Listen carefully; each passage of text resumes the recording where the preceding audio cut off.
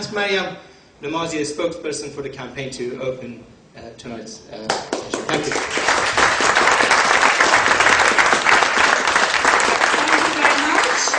I think one of the things we forgot to say is that if you don't want to be photographed, just tell us beforehand or filmed.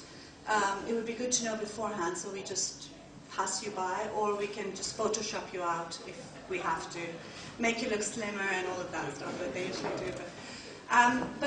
Well, you know, I'm sorry you have to hear me speak, but that's just part of this whole thing, isn't it? I wanted to thank you so much, first of all, for being here. It's greatly, greatly important to us to have your support for the One Law for All campaign, as well as the Council of Ex-Muslims of Britain. And it's because of your support that we've managed to come this far, and we hope to go much further than this.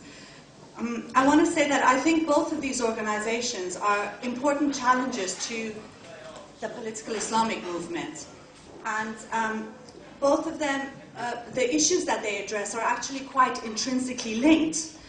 Just today, and I have to say this, and I'm sorry to say this, but just today at dawn in Iran, 2 men were executed for the crime of enmity against God. And I want to say their names so that we will always remember them.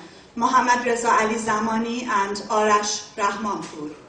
I think it's important to remember them and the many others who have been given death sentences in Iran for their taking part in protests against an Islamic regime there.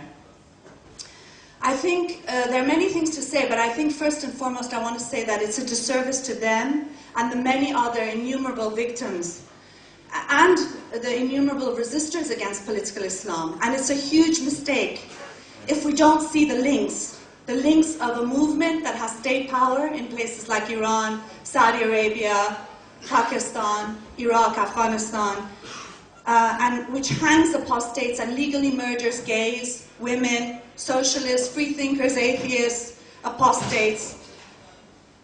That movement is very much one and the same with the one that imposes Sharia law in Britain on issues of, for now, child custody, marriage, divorce, and so on and so forth.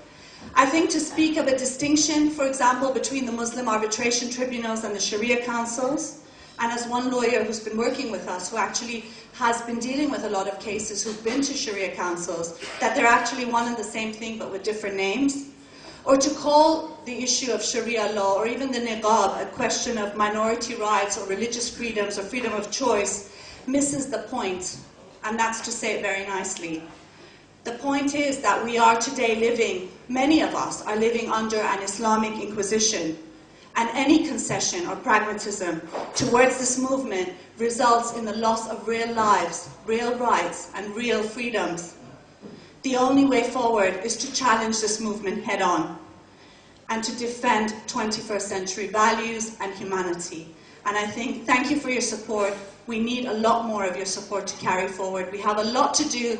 The task is great, but it has been great tasks throughout history that have changed the world for the better, and that is what we intend to do. Thank you.